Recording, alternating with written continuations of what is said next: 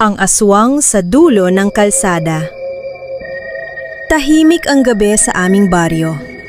Tanging huni ng kuliglig at mahinang ihip ng hangin ang maririnig. Pero sabi ng mga matatanda, kapag sobrang tahimik ang gabi, may nagmamasid. Isang gabi, pauwi ako galing sa bahay ng kaibigan ko.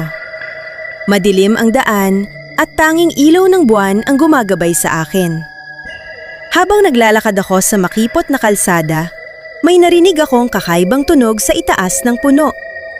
Parang tik, tik, tik. Huminto ako. Sabi nila, kapag malakas ang tik, tik, malayo pa ang aswang.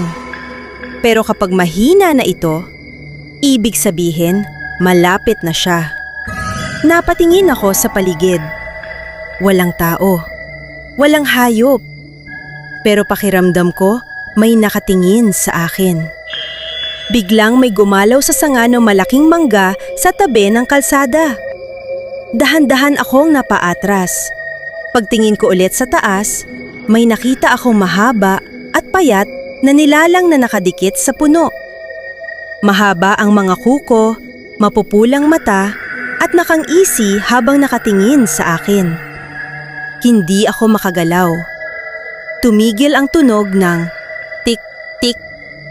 At sa sobrang katahimikan ng gabi, may narinig akong bulong na nanggaling sa itaas.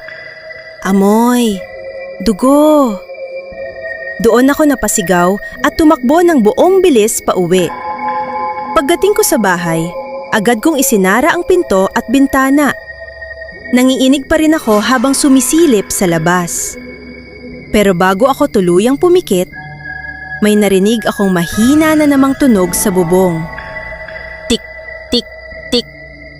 At doon ko napagtanto, hindi pa pala siya umaalis.